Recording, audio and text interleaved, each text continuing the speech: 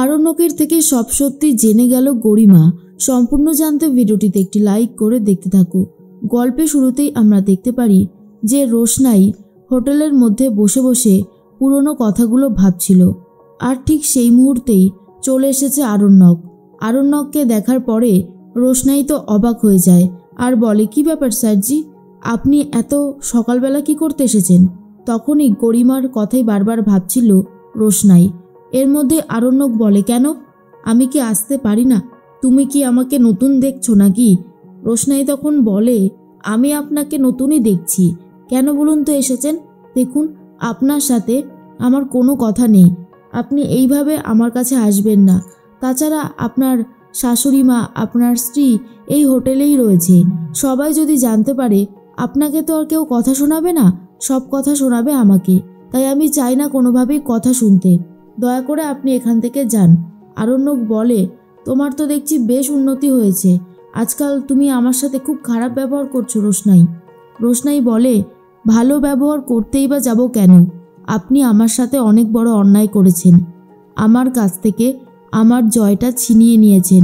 তারপরেও ভাবছেন যে আমি আপনার সাথে ভালোভাবে কথা বলবো? সেটা কখনোই হবে না স্যারজি। দয়া করে আপনি এখান থেকে চলে যান। আপনি অনুগ্রহ করেছিলেন, তার জন্য আমি আপনাকে আপনার চাহিদার যে জিনিসটা সেটা ফিরিয়ে দিয়েছি। আশা করি আপনার আর আমার প্রতি কোনো কর্তব্য করার দরকার নেই, আর কোনো অভিযোগও নেই। তখনই আরণ্যক বুঝতে পারে রোশনাইয়ের খারাপ লেগেছে। রোশনাই এটা নিয়ে যথেষ্ট কষ্ট পেয়েছে। আরণ্যক বলে, তুমি একবার আমার কথাটা শোনো রোশনাই, তোমাকে অনেক কিছু বলার আছে। কিন্তু রোশনাই কোনো কথা শুনতেই চায় না আর বলে, আপনি দয়া করে এখান থেকে বেরিয়ে যান।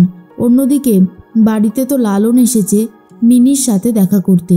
মিনি তখন বলে, তুমি এসেছো? আমি তো তোমার জন্যই অপেক্ষা করছিলাম। কখন থেকে মনে হচ্ছিল যে তুমি আসবে। তুমি এসেছো, আমি খুব খুশি হয়েছি লালন। তুমি আমার জন্য চকলেট নিয়ে আসোনি? লালন বলে, এনেছি তো, তোমাকে নিজের হাতে দেব বলেই এনেছি, এই দেখো। মিনি তো খুব খুশি হয়ে যায়। মিনি লালনের থেকে চকলেটগুলো নিয়েও নেয়। তখনই বড় মা বলে, লালন, ও না হয় অবুঝ, তুমি তো আর অবুঝ না। তুমি কেন আমার মেয়েটার সাথে এরকম করছো? দয়া করে আমার মেয়ের সাথে এরকম কিছু করো না। এটা আমরা একদমই মেনে নিতে পারছি না। তুমি যেটা সহজ স্বাভাবিক মনে দিচ্ছ, অন্যরা তো এটাকে অন্য কিছু ভেবে নেবে, তারপরে আমাদেরকে অপমান করবে। এটা আমাদের একদমই ভালো লাগে না। ছোটু তখন বলে, কি রে লালন, তোকে যে বারণ করলাম আসতে, তুই তো দেখছি আমার কোনো কথাই শুনলি না। লালন তখন বলে, আসলে কিছু করবার ছিল না ছোটুদা, আমার খুব খারাপ লাগছিল। একটা মেয়ে এইভাবে অসুস্থ, তাকে একবারও দেখতে যাব না, কেমন একটা কষ্ট হচ্ছিল বলেই আমি আসতে বাধ্য হলাম, না হলে আমি সত্যি আসতাম না। বড় মা বলে, এবারে দেখা হয়ে গেছে তো, তুমি দয়া করে এখান থেকে যাও। এখানে এইভাবে থেকো না, কারণ আমাদের একদমই ভালো লাগছে না এই বিষয়টা। এরপরেই লালন আর কোনো কথাই বলতে পারছে না। অন্যদিকে আরণ্যক রোশনাইকে বলে, তুমি যে ব্যবহারটা আমার সাথে করছো, আমি কখনো ভাবিনি যে তুমি আমার সাথে এতটা খারাপ ব্যবহার করতে পারো। রোশনাই বলে, আমার হাতে আর কোনো উপায় নেই, যদি থাকতো তাহলেও ভেবে দেখতাম, কিন্তু আপনিও আমাকে অনেক অপমান করেছেন, অনেক কষ্ট দিয়েছেন, তাই আমি আপনার সাথে আর কোনো কথা বলবো না। এর মধ্যে দেখা যায় যে গরিমা কথা বলতে থাকে সুরঙ্গমার সাথে। সুরঙ্গমা বলে, গরিমা, কিছু ভাবলে এরপরে তুমি কি করবে? গরিমা বলে, এখন তো অনেক অ্যাডভার্টাইজমেন্ট আসছে, আগে সেগুলোর কন্ট্রাক্টটা ঠিকঠাকভাবে দেখে নেব, তারপরে এখান থেকে যাব। এখন আমি যাব না মা, আমাকে আর কয়েকটা দিন এখানে থাকতে হতে পারে। তখন সুরঙ্গমা বলে, সে তো খুব ভালো কথা, তুমি এখানে থাকলে আমিও কিছুটা নিশ্চিন্ত হব, কারণ আমার মনে হবে তুমি কেরিয়ার করার জন্যই এখানে রয়েছো। আমি সবসময় চাই যে তুমি তোমার কেরিয়ারটা অনেক ভালো করে তৈরি করো। আমি তোমার জন্য অনেক স্যাক্রিফাইস করেছি, তাই আমিও চাই যে তুমি সেই জায়গাটা তৈরি করো যেটা আমি করতে পারিনি। এর মধ্যেই আরণ্যককে খোঁজাখুঁজি শুরু করে দেয় সুরঙ্গমা আর বলে, এ কি, আরণ্যক কোথায়? ওকে তো দেখছি না। তখনই গরিমা বলে, আরণ্যক তো বেরিয়েছে বলল, কোথায় গেছে সেটা জানি না। তখনই সুরঙ্গমা বলে, রোশনাই তো এই হোটেলেই রয়েছে, তাই না? বলা যায় না ওর কাছেই যেতে পারে। আরণ্যকের স্বভাব চরিত্র তো আর খুব একটা সুবিধের না, তাই না? তখন গরিমা বলে, জানি না, আমাকে অবশ্য বলেও যায়নি, আমি জানতে চাইও না, ও ওর মতন থাকুক। এর মধ্যেই চলে এসেছে আদিত্য। আদিত্যকে দেখার পরে তখন আরণ্যক বলে, আপনি এখানে? আদিত্য বলে, আমারও তো একই প্রশ্ন, আপনি এখানে কি করছেন? আরণ্যক বলে, কেন, আমি কি এখানে আসতে পারি না? আমি এখানে অবশ্যই আসতে পারি। আপনি কি আমাকে আটকাতে চাইছেন? তখন আদিত্যজি বলে, আমি আপনাকে আটকাতে চাইবো কেন? এখানে রোশনাই রয়েছে, তাই আমি এখানে এসেছি। দেখুন, আগের যে পরিস্থিতিটা ছিল এখন কিন্তু সেই পরিস্থিতি আর নেই।